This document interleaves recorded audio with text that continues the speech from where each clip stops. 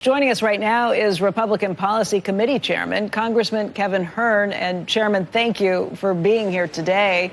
That was President Trump kind of laying out what his administration has done in the first 43 days. The second half of the speech was what he anticipates to come, what the agenda is. And that's probably the most important to us. What's your big takeaway about what comes next? And if you want to maybe put it in baskets for what the policy initiatives are going to be.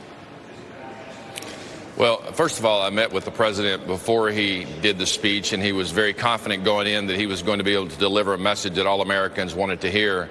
Then I talked to him personally after he left, and he was feeling really good about what the response was and what we saw the Democrats not standing for anything to do with the border, yet afterwards in their response they said we need to come together on the border. Well, they sure didn't demonstrate that when they were sitting in the room with all of us when we talked about the atrocities that's happened by illegal aliens that's come in and killed our people, and then not even stand up and applaud for the victims that are up there that are coming forward in a very painful moment. The various issues like that across the entire conference. And then the president talked about, the things he's looking at going forward, like making sure the EU stands up its own military to protect itself so that the American people are not spending U.S. taxpayer dollars all the time for every little skirmish while they're wasting money on social programs in the EU. The president announced and talked about the importance of bringing peace around the world. He was tired of seeing people die while they're not Americans, they're Ukrainians and Russians. It's time to bring peace in the world, just like he did when he was in his first term. Chairman, you are a former business owner. I think 24 McDonald's franchises that you had owned before. You know very well what it takes for businesses to get by. And I know you've spoken up pretty strongly about how the tax cuts from 2017 are very important to have extended. You're worried that higher taxes, if that bill wasn't extended, would really crimp businesses and Americans across the board. One of the things the president laid out last night, though, was his thoughts on extending those tax cuts even above and beyond, doing things like not taxing people for the overtime pay that they receive or from any tip income that they bring in, not taxing Social Security benefits. And while it would be great to see those things, it does come with a hefty price tag. You're on the Ways and Means Committee as well. You know this full well. What do you think of all this? How do you think it's going to play out? Well, we're starting to work on Monday, now moving forward with the reconciliation package and Ways and Means to get really close to everything that we've been talking about. We have to remember, had President Trump not won the presidency, none of this would be even being talked about right now. We would still be under Joe Biden's policy of appeasement around the world, a wide open border that the Democrats say they wanted to close now.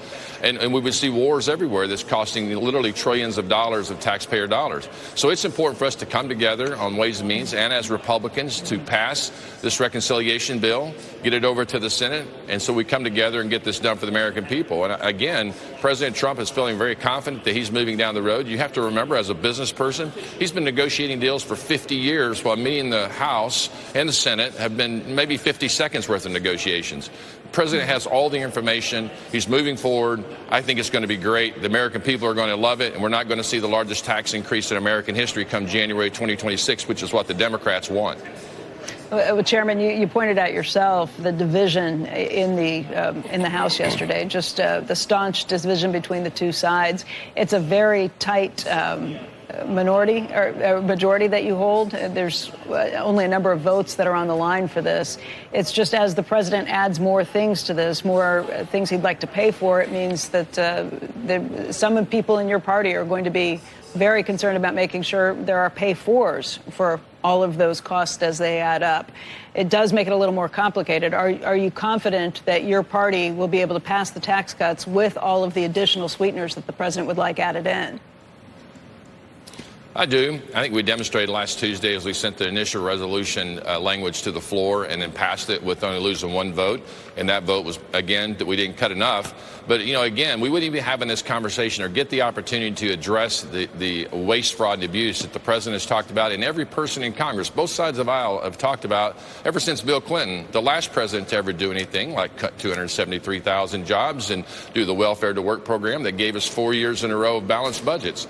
President Trump is seen this. He's talked about it. He knows what needs to be done. He understands he only has about 3.5 years left to get it done. And, you could look more like 18 months, the surety of having us in the House and in the majority, which I think will defy history and win the midterms, because the American people see we're moving forward and restoring order and financial order and national security. So all this plays into us moving forward, because if we're not in the majority, we can't pass these great policies and get America back where it needs to be, which make America great again, as the president said time and time again. Congressman, just to put some numbers behind Becky's question, so extending the tax cuts is about $4 trillion. If you talk about tips, overtime, Social Security, that could be an additional $3 to $4 trillion, depending on how that's structured. So you're talking about somewhere it could be $6 to $7 trillion. Where are those offsets are going to come from? And do you think tariffs should be considered a revenue offset? Do you and Congress see them that way? Well, I think not only tariffs should be seen as a revenue offset, and we're getting CBO's ruling on that, but also what the end result is. Do we see tariffs removed, as the president's doing these reciprocal tariffs? Do we see tariffs removed in other countries that are put on our imports, so that we have even more goods being produced and the economy even growing faster? In our budget reconciliation package going forward, in the resolution language, I know Scott Bessent, the new Secretary of Treasury, put in there 3% growth. We only used a modest 2.6% growth. And when you look at this, the GDP, our economy is so big that even moving at 0.1% has a tremendous impact on revenue over the years. And unleashing this economy, we know we have tremendous entrepreneurs, business people in America. We have, President Trump's been in office 43 days, and he's already got $1.7 trillion of committed asset development in the United States. The policies worked. When we did the 2017 Tax Cut and Jobs Act, the premise of doing that was to make sure the inversion stopped. There's not been a single company in the United States invert its company, move its headquarters anywhere else in the world. The tax policy works. We need to codify it, make it permanent, and get us back on the road to a financial security that we need and every American deserves, regardless of party. Chairman Hern, thank you for your time today. Great to be with you.